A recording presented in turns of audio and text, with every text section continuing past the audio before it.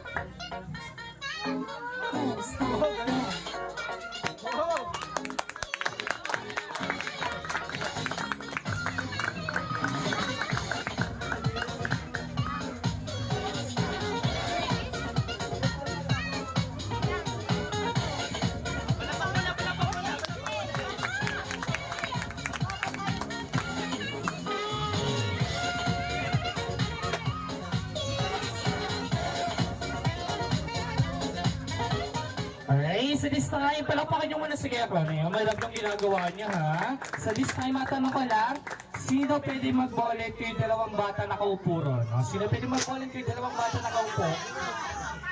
Ang laki niya eh. Yung maliit lang. Gusto niya po kung experience? Gusto niya? Na-try niya na?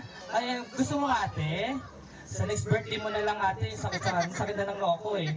Sige, gato na lang ha. So joke lang naman. Alright, so tinaka na muna tayo sa ating blowing candle ceremony. Okay, so nakilangan ko po si Kuya Nathan and also si Mommy po. Alright, so nasa na po si Mommy and si Kuya Nathan. Kuya Nathan, papasara ko yan.